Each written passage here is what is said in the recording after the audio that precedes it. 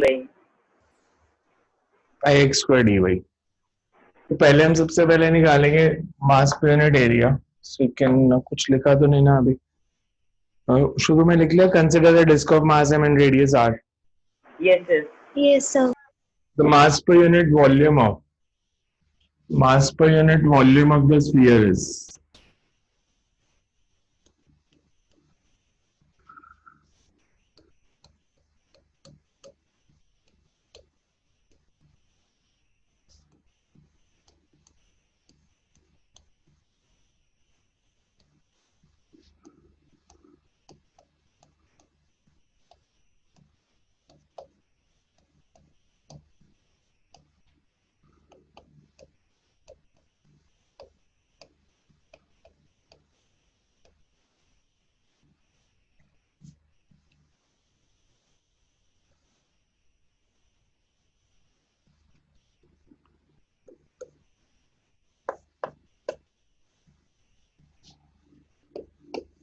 Divide the sphere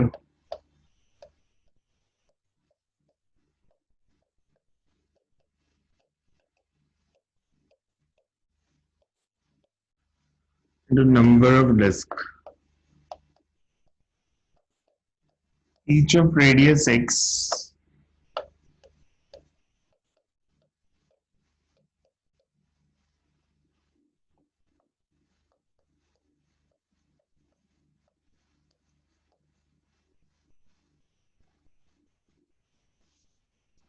volume of disk is।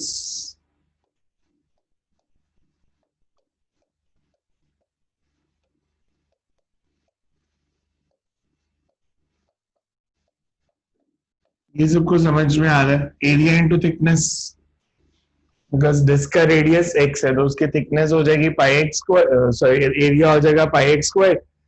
Thickness dy है तो area into thickness is volume. Mass कितना होगा? 1d होती थी तो हम लिखते थे लैम्डा डी एक्स, 2d है तो सिग्मा डी है, 3d है तो रो डी है, rho rho D B.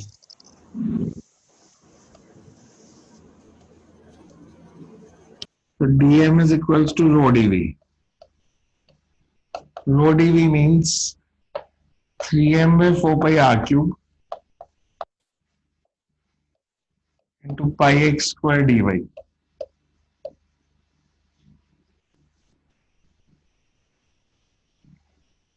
Pi cancel हो जाएगा, dm comes out to be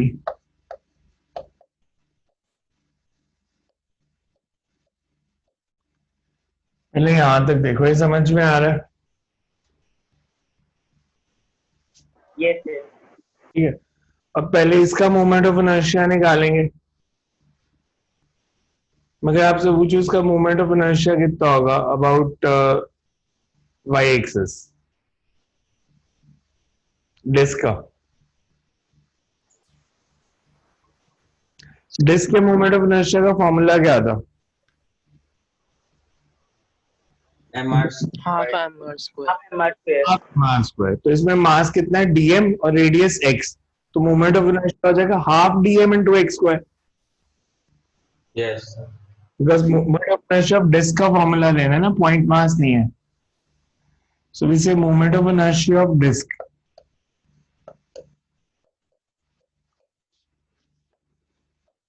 di is equals to half। ये सबको समझ में आया? मैंने हाफ क्यों लिया है? बिकॉज डिस्क का फॉर्मूला लगेगा। So this is 3m by 8 r cube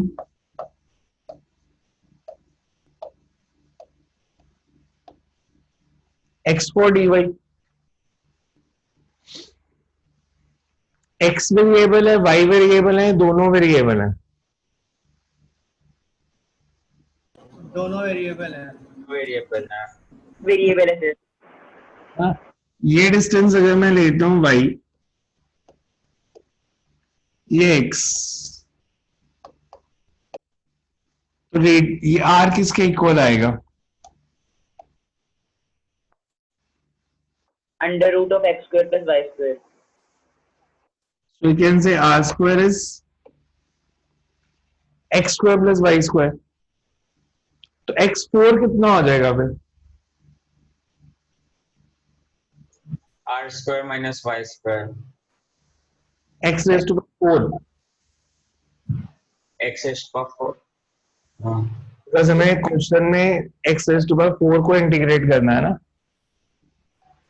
तो हमारे पास है r square is equals to x square plus y square. X square is, and x4 will be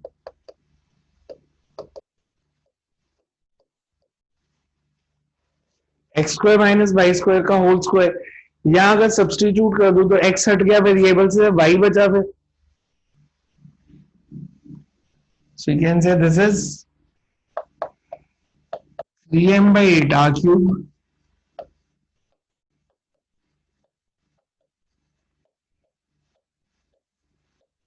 ठीक है. स्टेप देखो आ रहा है समझ कैसे लिखा, मैंने ये रिलेशन यूज किया है.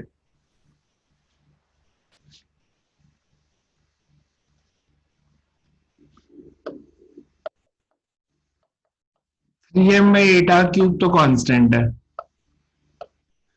ब्रैकेट में क्या बचा, r4 plus y4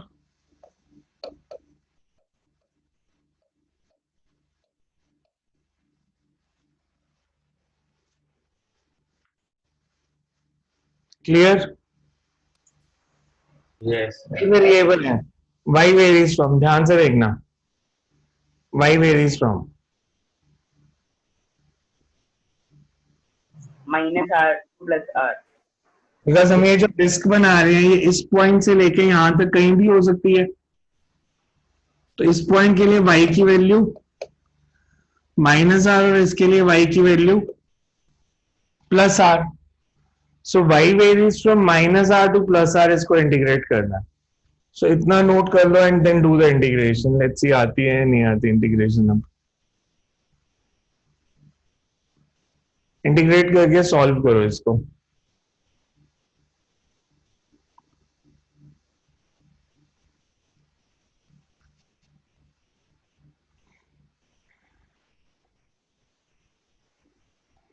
r4 y4 minus 2r square y square.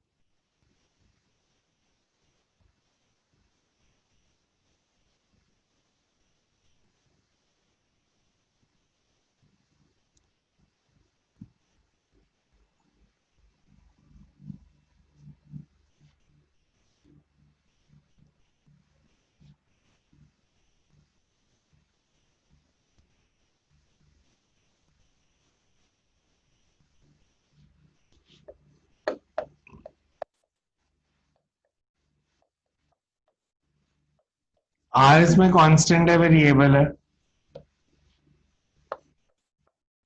Constant. उसको आप इंटीग्रेशन से बाहर रख सकते हो. हर इंटीग्रेशन में तीन टर्म्स को इंटीग्रेट करना है. First is r4,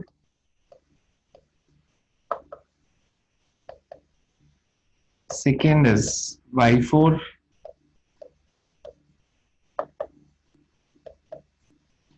and third is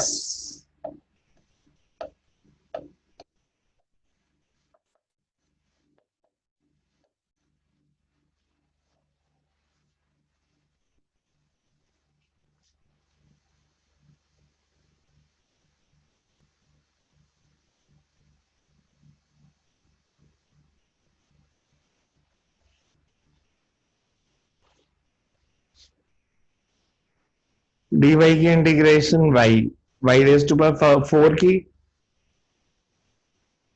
y raise to 5 by 5 and y square is y cube by 3.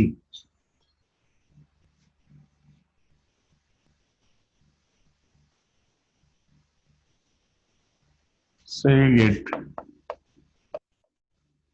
3m by 8 r cube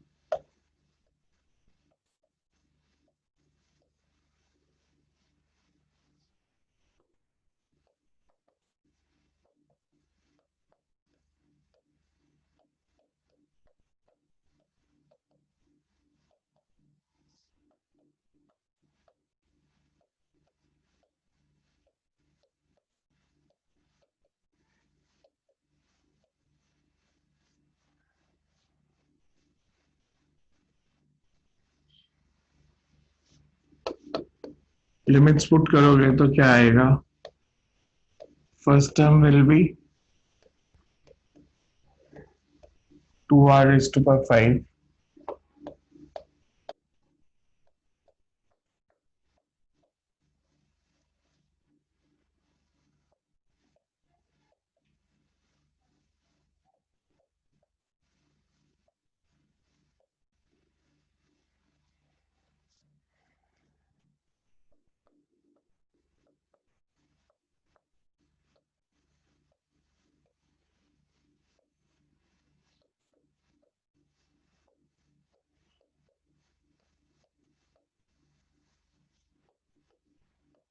7 mr cube over 5.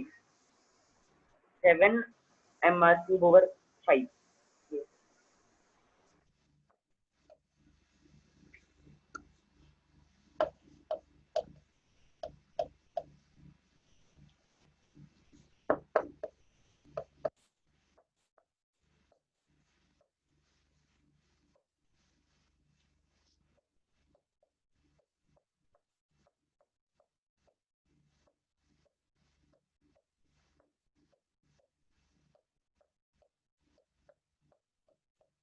Two by 3 mr square.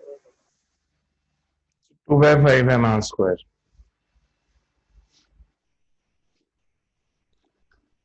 Result important है, derivation इतनी important नहीं है.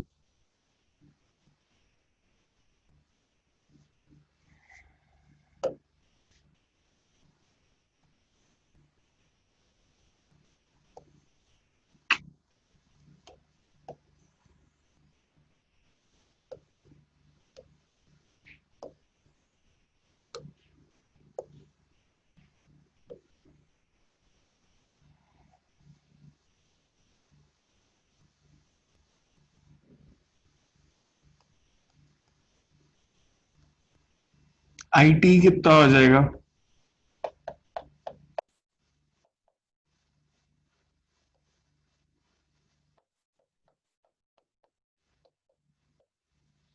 About tangent.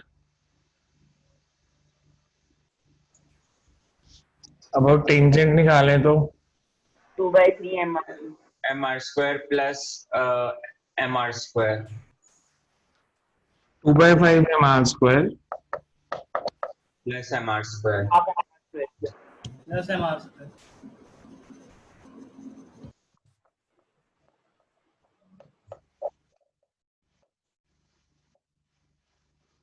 so 7 by 5 mr square.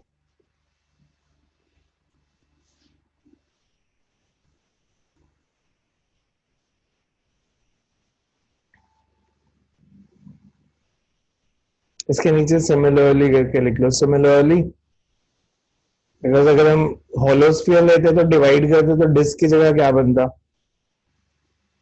Ring. Ring. Ring. Similarly for hollow sphere, because इसकी डेरिवेशन की जरूरत नहीं है, कभी किसी स्कूल में नहीं आई. Similarly for hollow sphere the moment of inertia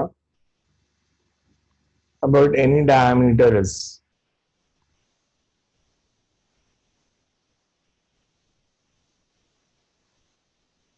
to mr square by 3. इसमें 2 mr square by 5 है, उसमें 2 mr square by 3 is 2 mr square by 3.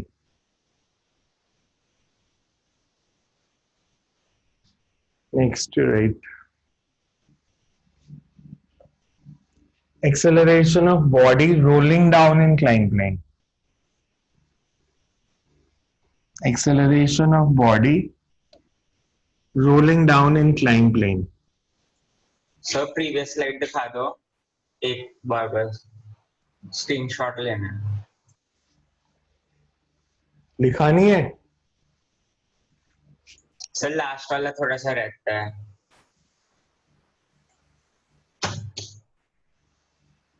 Integration वाला लिखना.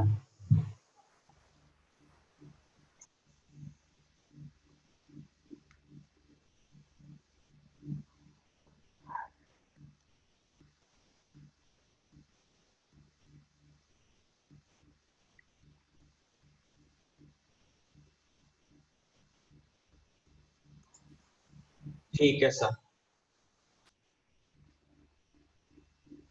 Acceleration of body rolling down incline plane. क्या हमारे पास एक बॉडी है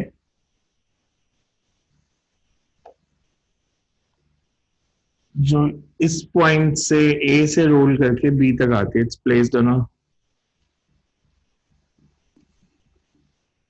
सरफेस।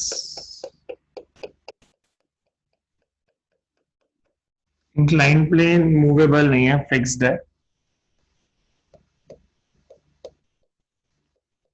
सो हम ये नहीं लेंगे कि बॉल नीचे आएगी तो प्लेन पीछे जाएगा, सो इट इज फिक्स्ड। और हमारे पास एक बॉडी है which is placed somewhere over here. So ये रोल करके ए से बी तक आती है। हमने बताना है इसकी एक्सेलरेशन कितनी होगी। अगर ये स्लाइड करके आती तो क्या आती है एक्सेलरेशन?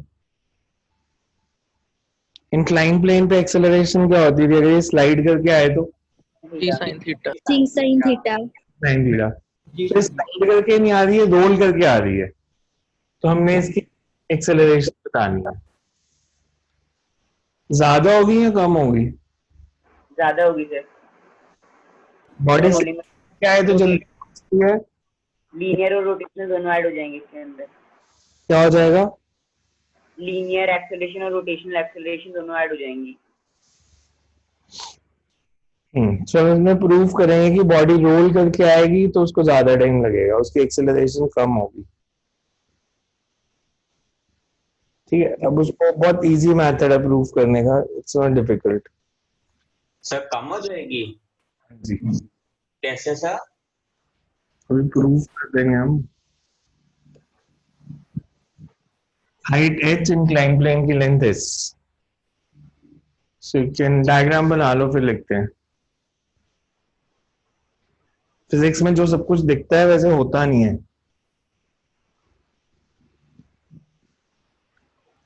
बिकॉज डेली लाइफ के साथ आप सोचने लग जाते हो। डेली लाइफ में इंक्लाइन प्लेन जो है उस पर फ्रिक्शन होती है, तो एक्सेलरेशन जी साइन थीटा नहीं होती ना स्लाइडिंग बॉडी की, जी sine theta minus mu G cos theta होती है। तो अगर सरफेस हो तो स्लाइडिंग में देर से पहुंचेगी, रोलिंग सॉरी स्लाइडिंग में जल्दी पहुंचेगी, रोलिंग में टाइम लगेगा।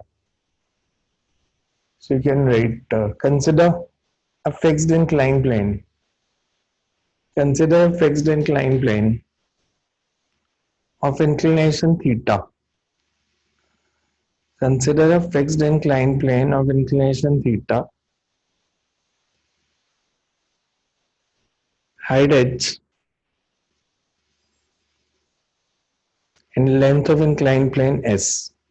h और s आंसर में नहीं आएंगे, वो सिर्फ हमने डेरिवेशन करनी है इसलिए जूम कर रहा हूँ शुरू में। बिकॉज एक्सेलरेशन थीटा पे डिपेंड करेगी और बॉडी पे डिपेंड करेगी। बॉडी पे डिपेंड करेगी मतलब वो डिस्क रोल करके आ रही है, रिंग रोल कर रहा है, सॉलिड स्फीयर, हॉलो स्फीयर, उस पर तो डिपेंड करेगी, बट एच और एस पे डिपेंड नहीं करेगी। Incline plane of height h and length s. If body is released from highest point,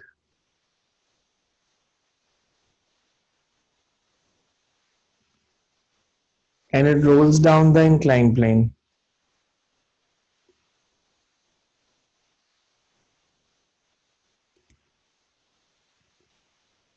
its potential energy decreases. नीचे आएगी तो पोटेंशियल एनर्जी कम होती जाएगी और काइनेटिक बढ़ती जाएगी। As it rolls down, its potential energy decreases, and there is corresponding increase in kinetic energy.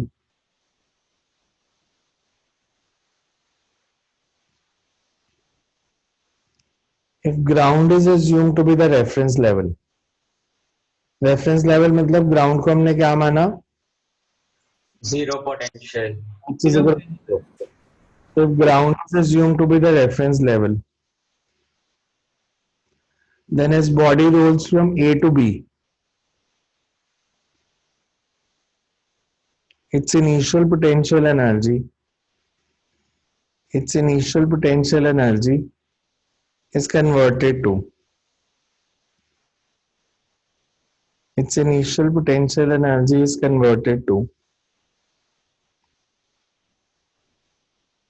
final kinetic energy its initial potential energy is converted to final kinetic energy. अच्छा, अब initial potential energy है कितनी? मास m में तो mgh, Yes, sir. इसकी height, so we say initial potential energy mgh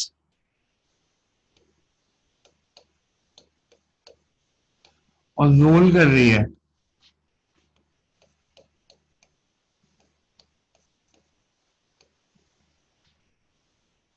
moment of inertia में सबसे पहले यही फॉर्मूला ड्राइव किया था, if you remember, half I omega square. Yes, sir. Yes, sir.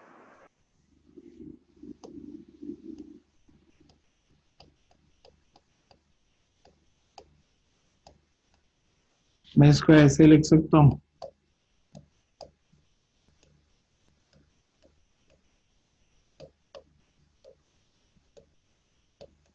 Because किसी भी बॉडी का movement of inertia radius of gyration के टर्म्स में होता है एम के स्क्वायर और v होता है आर ओमेगा, तो ओमेगा को लिख दिया v by R and I को लिख दिया M K square.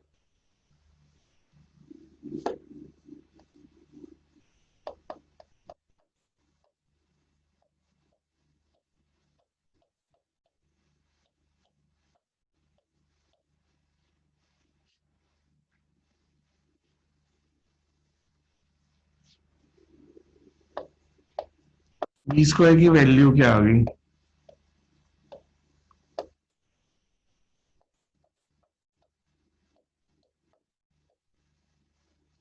To G H upon 1 plus K square by R square. ठीक है यहां तक? Yes, sir. If a is acceleration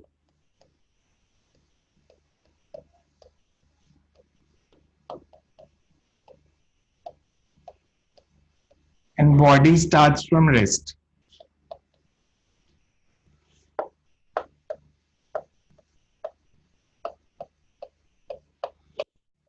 तो मैं लिख सकता हूँ v square is equals to 2s, because u 0 है. फॉर्मूला होता है v square minus u square is equal to 2s.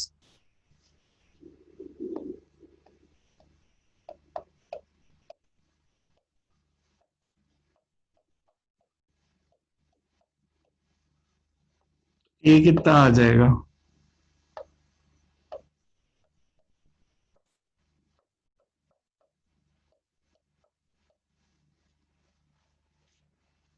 Diagram से देखो, h बाय s किसका इक्वल है? Sin theta. परपेंडिकुलर और हाइपोटेन्यूज, तो साइन थीटा. तो एक्सेलरेशन क्या आ गई?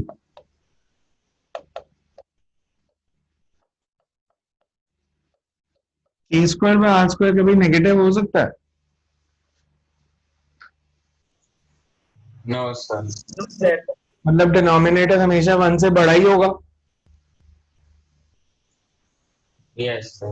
डिनोमिनेटर में 1 से बड़ा होगा तो एक्सेलरेशन हमेशा जी साइन थीटा से कम ही आएगी.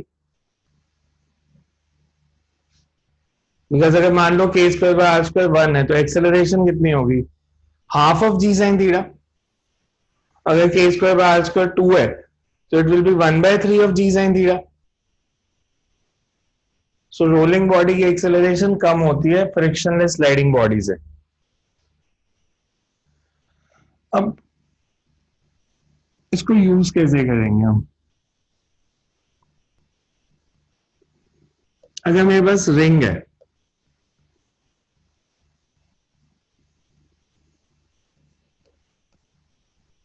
रिंग का moment of inertia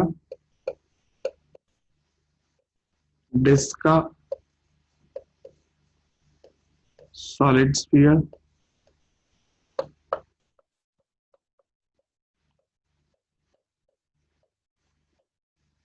hollow sphere. Ring का मोमेंट ऑफ इनर्शिया क्या था? mr square.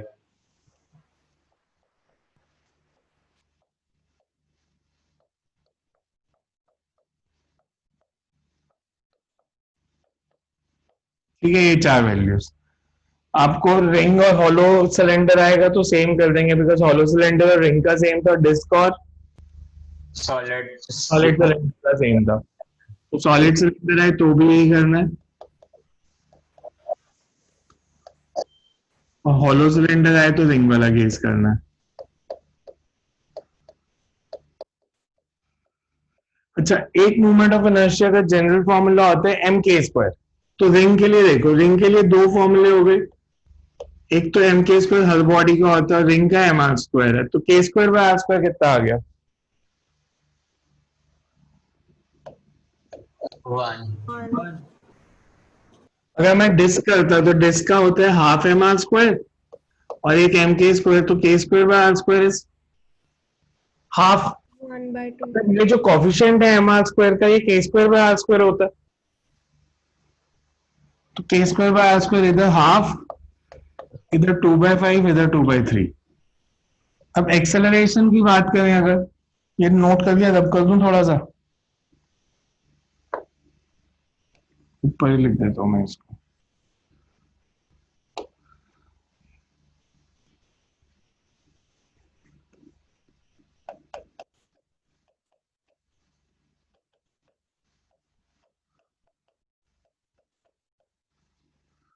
Acceleration is K square by R square की वैल्यू डाली तो रिंग की एक्सेलरेशन कितनी आ गई? G sine theta by 2। Disc की कितनी आएगी? K square by R square अगर हाफ है तो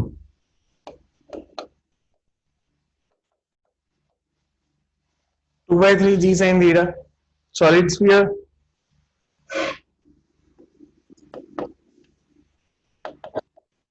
and hollow sphere is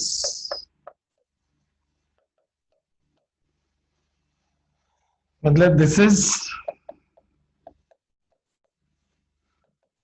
0.5, this is 0.67 g sin theta, this is 0.6 g sin theta, sorry 0.6 नहीं 0.7, this is 0.6, 5/7 is 0.7.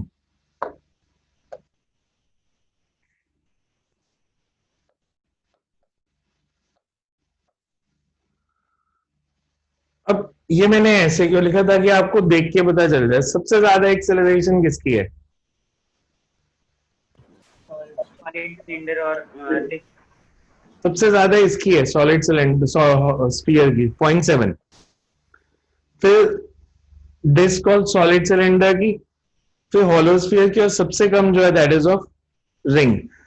ये इसलिए बता रहा हूं बिकॉज आपको कई बार एमसीक्यूज में क्वेश्चन आता है कि हमने डिस्क और रिंग को एक साथ रोल किया तो पहले नीचे कौन सा पहुंचेगा? Disk. Solid sphere. Sir disk और रिंग को किया है। डिस्क और रिंग को किया है तो डिस्क पहले पहुंचेगी, जिसकी एक्सेलरेशन ज्यादा है वही नीचे पहुंचेगा पहले। Yes sir. अच्छा, आपको वेलोसिटी रेशो कई बार पूछ लेते हैं कि दोनों को रोल किया तो वेलोसिटीज की रेशो बताओ। जैसे मैं आपसे बोलूं sir velocity of ring at ground and velocity of disk at ground, तो वेलोसिटी का फॉर्मूला होता है √2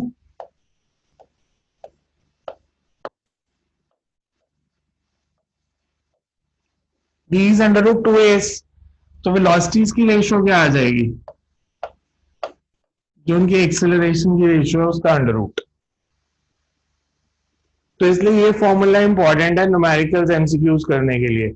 a is equal to g sin theta 1 plus k square by r square, velocities की रेशियो √AR/AT।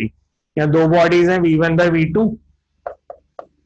या ऐसे जनरल लिख सकते हो v1 by v2 की जो वेलोसिटी होगी बेस पे दैट इज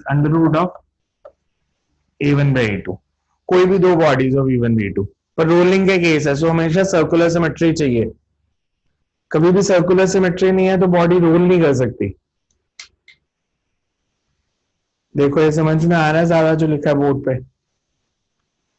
और ये सारे फॉर्मूले याद होने चाहिए एमसीक्यूज करने के लिए।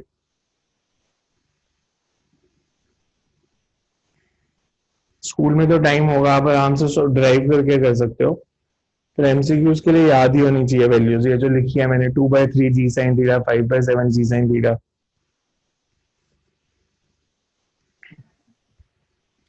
सर रिंग का दूसरा फॉर्मूला प्लीज एक बार फिर एक्सप्लेन कर दो। कौन सा? कौन जो सा? आपने half M R square equals to M K square equate किया है। मोमेंट ऑफ इनर्शिया के दो फॉर्मूले होते हैं, एक जो हम ड्राइव करते हैं और दूसरा हर बॉडी का एम के स्क्वायर तो होता ही है। तो जो भी मोमेंट ऑफ इनर्शिया, जैसे डिस्क है, डिस्क का हाफ एम आर स्क्वायर, तो हाफ एम आर स्क्वायर को एम के स्क्वायर के साथ इक्वेट कर दो तो के स्क्वायर, एम तो कैंसिल हो गया, K square by R square will be half. तो आपने जो मोमेंट ऑफ इनर्शिया ड्राइव किए है ना, उसमें जो coefficient of M R square है that is K square by R square. जैसे 2/5 एम आर स्क्वायर, तो K square by R square is 2/5। Hollow sphere के लिए 2/3 एम आर स्क्वायर, तो K square by R square is 2/3।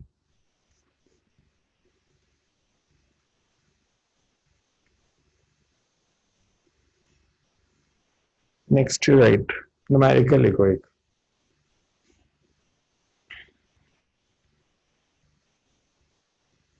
अगर हम carpet को role करें तो क्या बनता है? आपके घर में कारपेट कर दिया तो it forms a cylinder. Hollow cylinder का सॉलिड सिलेंडर? Solid cylinder. ठीक है, मैंने कारपेट को रोल किया, एक बड़ा सा कारपेट था मेरे पास, मैंने उसको रोल कर दिया तो वो सॉलिड सिलेंडर बन गया। तो मैंने उसको टाई नहीं किया, उसके ऊपर रस्सी नहीं बांधी, वैसे ही छोड़ दिया। छोड़ा तो क्या होगा? वो खुलना शुरू हो जाएगा वो फिर से। यस अनरोल्स। मैंने एक कारपेट था, उसको रोल करके एक सिलेंडर बनाया जिसका रेडियस r था।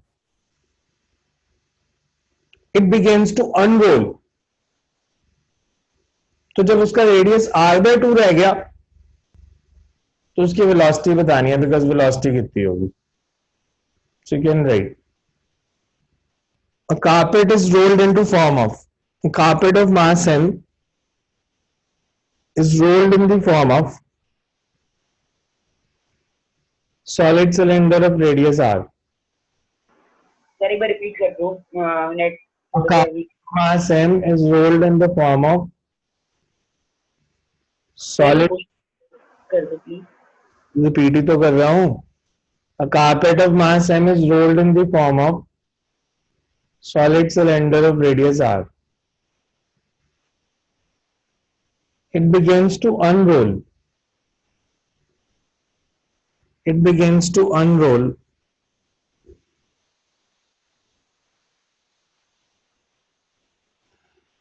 Find its velocity when its radius is reduced to r/2. Find its velocity when its radius has reduced to r/2.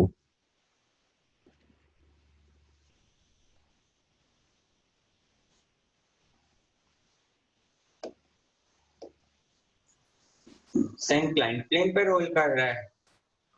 वो इंक्लाइन प्लेन पे कर रहा है, जमीन पे रखा हुआ है मैंने। मेरे पास एक सिलेंडर था जिसको मैंने ऐसे जमीन पे रखा हुआ था।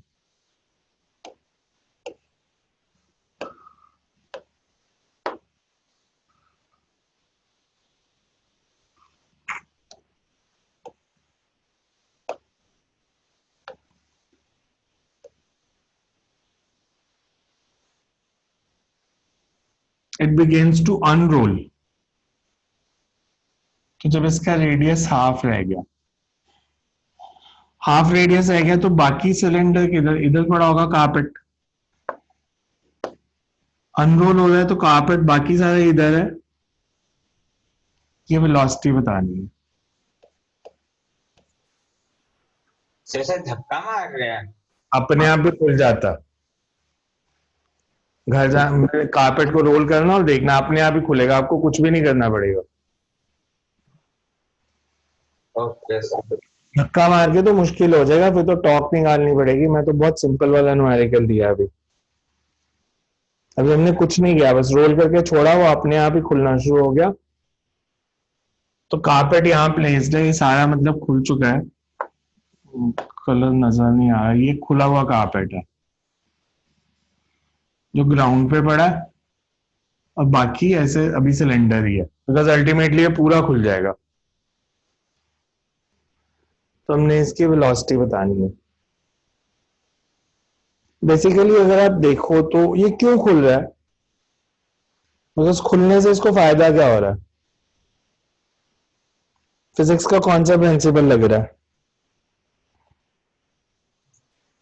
से क्यों खुलेगा सर? भाई तो मैं पूछ रहा हूँ। सर मतलब ऐसे रख दो तो वहीं पे रहता है। ऐसे ही वहीं पे रहता है, रख के देखना घर में, बांध के रखते हैं, उसे रस्सी से बांध देते हैं, नहीं तो ये वैसे नहीं रहता, खुल जाता है अपने आप ही। कारपेट जब भी रोल होता है उसको रस्सी से बांध के रख देते हैं। अगर आपने उसको सिलेंडर बनाया, अगर आपने फ्लैट कर दिया फिर रह सकता है वैसे, बट अगर आप उसको अच्छे से टाइट रोल करके सिलेंडर बनाओगे वो कभी भी वैसे टिकेगा नहीं। खुलने से फायदा क्या हो रहा है? अच्छा मैं आपको पूछूं, इनिशियली कारपेट की पोटेंशियल एनर्जी कितनी है? जब ये पूरा सिलेंडर बना हुआ है तो इसकी पोटेंशियल एनर्जी कितनी है? 2 mgr. 2 mgr।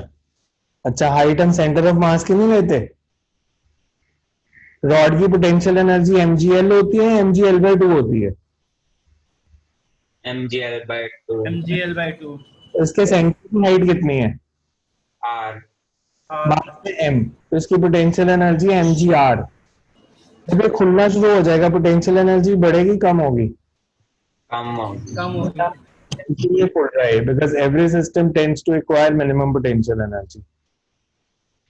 खुलने से इसकी पोटेंशियल एनर्जी कम हो रही है, ये स्टेबल स्टेट में आ रहा है, तो हर सिस्टम मिनिमम पोटेंशियल एनर्जी की तरफ जाता है। इसकी पोटेंशियल एनर्जी कम होगी अगर ये ओपन अप होगा तो इसकी पोटेंशियल एनर्जी कम होती जा रही है जैसे जैसे खुल रहा है। और वो कहाँ जा रही है? Kinetic energy. ट्रांसलेशनल, रोटेशनल या रोलिंग? रोलिंग। Rolling. हो गया solve. Initial potential energy is equal to final kinetic plus final potential, because finally center of mass की हाइट कितनी है? r/2। रेडियस हाफ हो गया ना।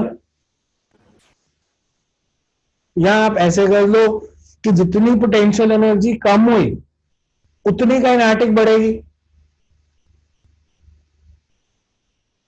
बिकॉज दोनों स्टेट्स में अगर मैं यहां पे लेता हूं से इनिशियली इसके पास कोई काइनेटिक एनर्जी नहीं है, इनिशियली इसके पास सिर्फ पोटेंशियल एनर्जी है, पर यहां पे इसके पास पोटेंशियल और काइनेटिक दोनों है। तो मैं कह सकता हूं कि U1 कंजर्वेशन ऑफ एनर्जी, तो E किसके इक्वल आ गया? U1 माइनस U2 के। ठीक है, स्टेप या नहीं ठीक? ठीक है इतना। कितना?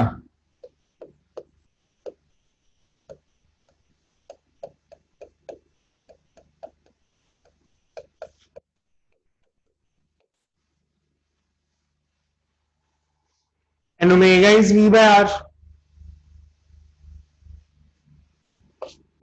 I is mk square।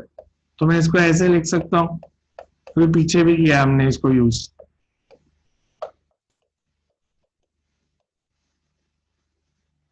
Cylinder के लिए k² बाय r² की वैल्यू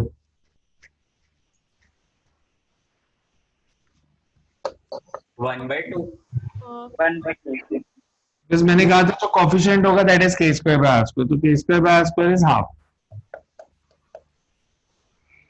अगर मैं k² बाय r² को हाफ पुट करता हूं तो दिस इज हाफ। हाँ जी, सर लेकिन इसमें r की वैल्यू r/2 नहीं होगी, क्योंकि जैसे हमने तब निकालना है ना जब r/2 हो जाएगा। हाँ तो मैंने स्मॉल r लिया, उसको कैपिटल R/2 कर देना। मैं तो अभी सिर्फ फॉर्मूला बना रहा हूँ। तो k² बाय r² तो हाफ ही है ना, तो रेडियस कुछ भी हो। Okay sir.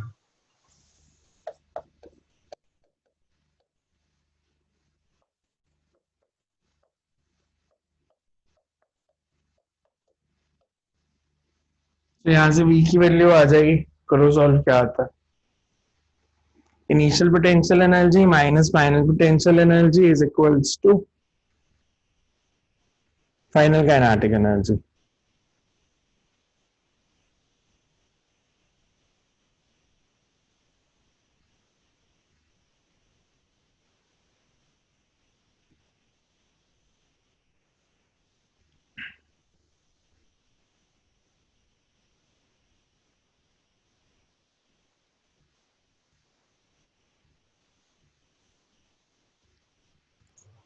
Under root of 2gr by 3।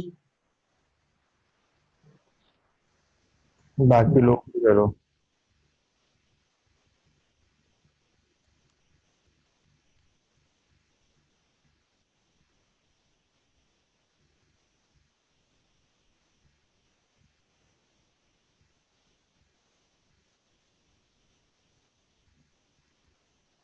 Sir जब वो रोल करके जब उसका रेडियस हाफ हो गया तो उसका मास भी तो 1/8 हो जाएगा ना।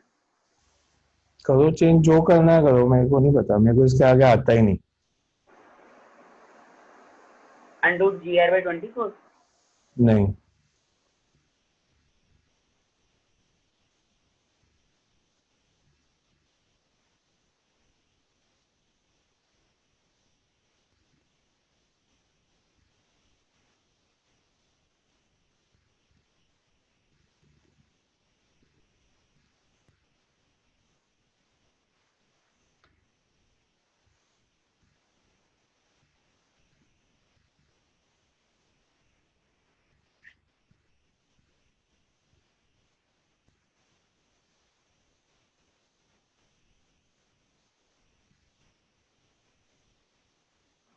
Half √gr/3। Half under root gr/3, तो gr/6 ही बोल दो उसको। तो क्या सर? हाफ मतलब 2 बाहर है ब्रैकेट के। हाँ जी हाफ सर, हाफ। हाँ जी सर, 2 नहीं, बाहर है। गलत, गलती नहीं करो, ध्यान से करो। सारा कुछ बता दिया, अब भी गलती करोगे तो पाप लगेगा।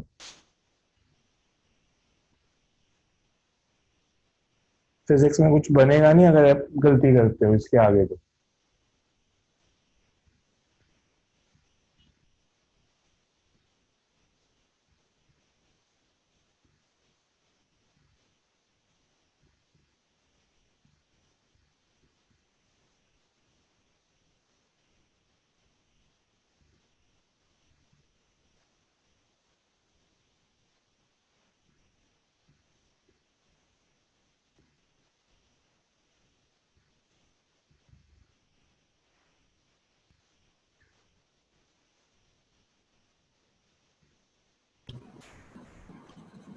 सर इसका आंसर 2 into √2gr/3 है।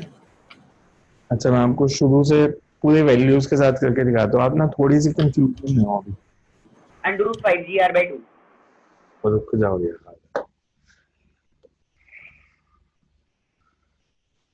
मेरे को शुरू से वैल्यूज के साथ बताना।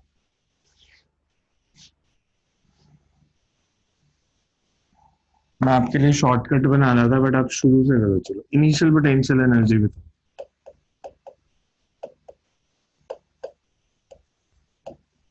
ये ठीक है।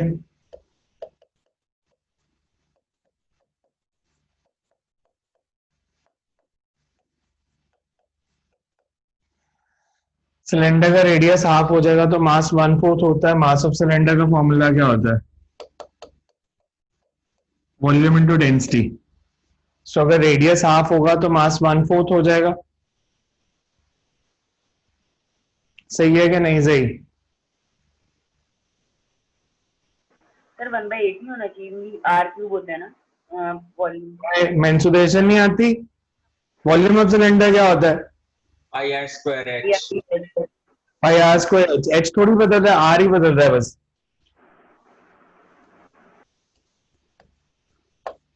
mgr/8 final kinetic energy. Half final mass कितना है इस सिलेंडर का? मास m/4 into v² plus half. Moment of inertia of cylinder क्या होता है? हाफ आई ओमेगा स्क्वायर लिखना है, तो आई इज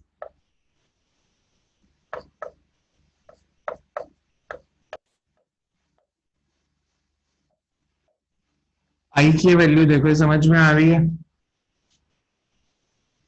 आई की वैल्यू, बिकॉज सिलेंडर का फॉर्मूला क्या होता है? Half mr²। मास m/4 है, रेडियस r/2 है। Yes। This is m/8 v², ये वैल्यू। प्लस इधर डिनोमिनेटर में देखो क्या आ रहा है, 2 into 2 4 4 16 and 32.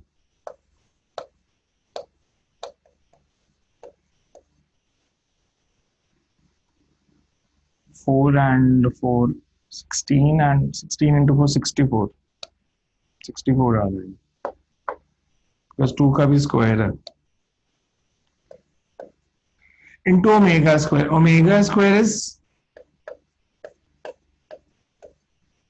v square into r by 2 का स्क्वायर. ओमेगा होता है v by r, radius r by 2 है तो v square upon r by 2 का स्क्वायर. तो क्या बना, m by 8 v square plus यहां से क्या आएगा सॉल्व करके,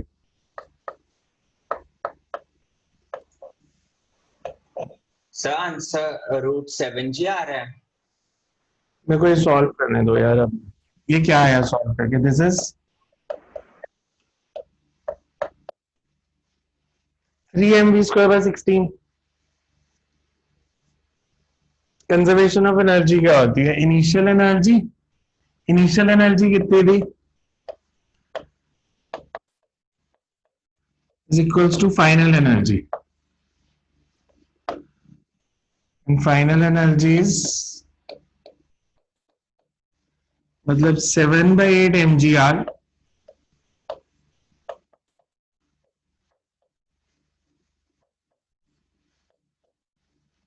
m cancel,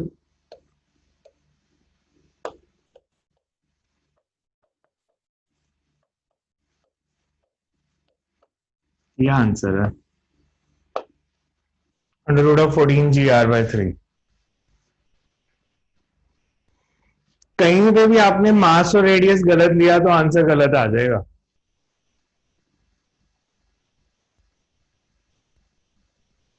because initial mass m है, फाइनल मास m/4 है, इनिशियल रेडियस r है, फाइनल रेडियस r/2 है. So it's under root of 14gr/3. देखो अगर कोई स्टेप नहीं समझ आ रहा तो पहले दो स्टेप समझ आ रहे हैं, इनिशियल और final kinetic energy, sorry potential energy, mgr और mgr/8 लिया है जो, ये सबको क्लियर है. Yes sir. Final kinetic energy का formula half M V square plus half I omega square. तो मास m/4 और velocity v, half I. I अब क्या होता है, हाफ एम आर स्क्वायर. तो सिलेंडर का मास है m/4, रेडियस r/2, तो हाफ m/4 इंटू r/2 का स्क्वायर. बिकॉज अगर सिलेंडर का रेडियस हाफ हो जाता है, उसका मास 1/4 हो जाएगा, मोमेंट ऑफ इनर्शिया कितना कम हो जाएगा. इनिशियल अगर आई है, अगर मैं आपसे ऐसे बोलूं से इनिशियल मोमेंट ऑफ इनर्शिया पूरे सिलेंडर का आई है, तो अगर मैंने हाफ कर दिया रेडियस, तो मोमेंट ऑफ इनर्शिया में क्या चेंज है. ऐसे इतना ही क्वेश्चन आया पेपर में. एक सॉलिड सिलेंडर है जिसका मास m है, रेडियस r है, उसी मटेरियल से एक छोटा सिलेंडर बनाया है जिसका रेडियस r/2 है, तो इसका मूवमेंट ऑफ इनर्शिया कितना होगा, ये आई है, तो दिस विल बी,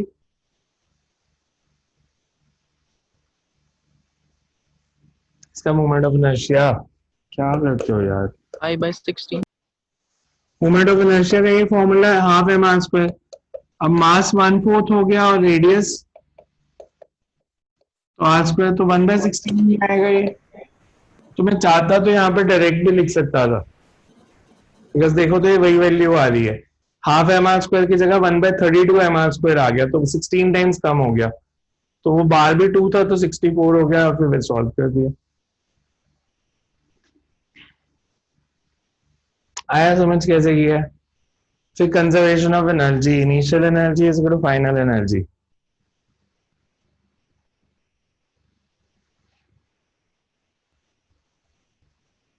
अब इसको जो पहले मेथड कर रहे थे उससे करके दिखाना मेरे को कि उससे आपसे होता है या नहीं होता.